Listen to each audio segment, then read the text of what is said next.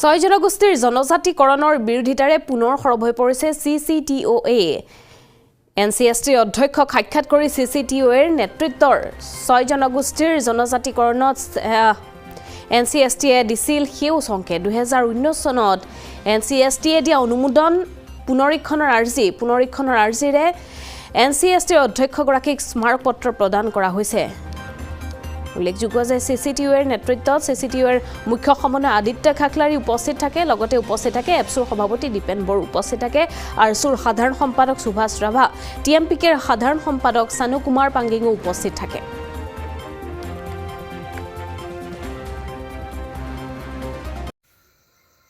Coordination Committee Tribal of Assam CCTOA दिल्लीयाव सहैनाय लोगो लोगो NCST नेशनेल कमिशन शेड्यूल ट्राइबनि मासिगिरि बिथांनो मेमोरेन्डाम गथायबाय। रायजो राजा नोंथांमोन, सयथा हारिनो ST होनांगौनि हेंथायै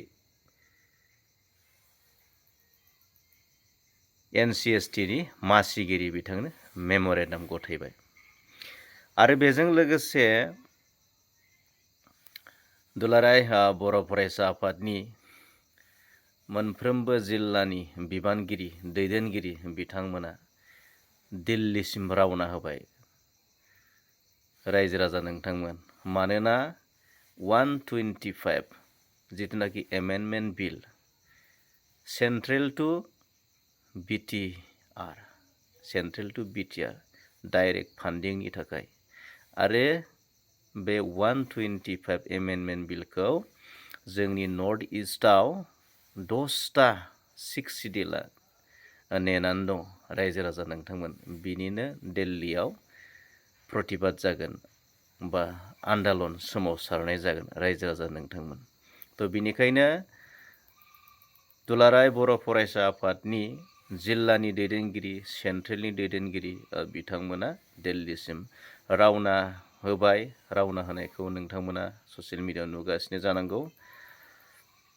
रायजो राजा नोंथांमोन, बर' हारियाव दिनैसिमबो जेंनाया जोबाखै।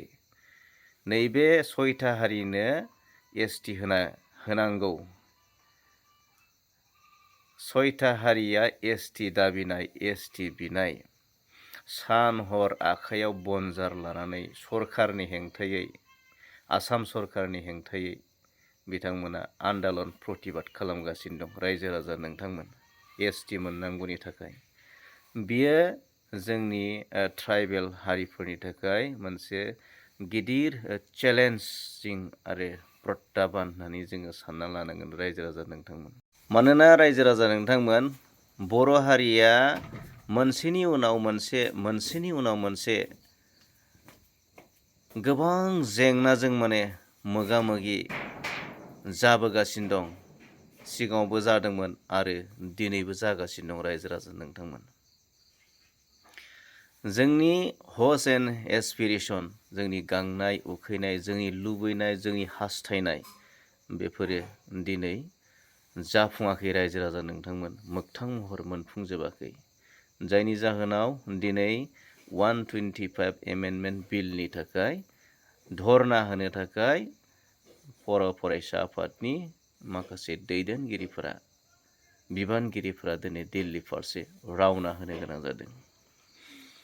जायनि जाहोनाव दिनै सयथा हारिया मोनथिखायो, नैबे सयथा हारिया मोनथिखायो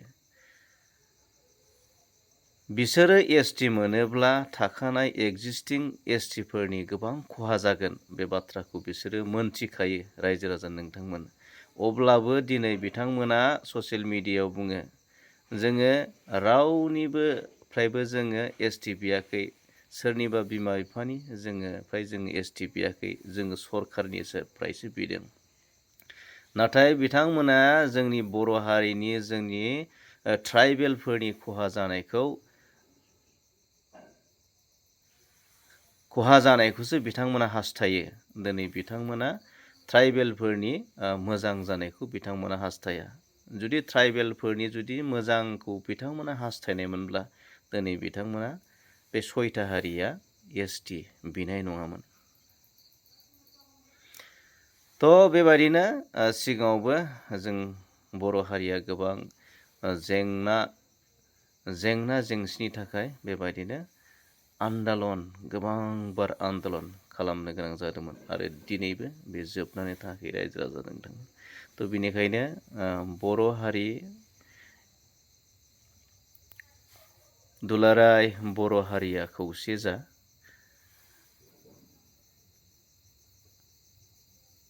जों बयबो खौसे जानांगोन। बे खौसे जानानै जोङो मोनसे गारांजों जोङो आवाज होनांगोन आरो जोंनि जायफोर सुथुर, जायफोर हेंथा, जोंनि जायफोर खहा खालामनो नाजादों, जोंखौ जायफोर जोंनि मोन्थायफोरखौ सेनानै लानो नागिरदों, जोंनि मोन्थायफोरखौ जाय धंस' खालामनो नाजादों, बैफोरनि थाखाय बिसोरनि थाखाय जोङो बयबो खौसे जानानै खौसे गारांजों आवाज होनांगोन, खौसेजों गसंथानांगोन रायजो राजा नोंथांमोन।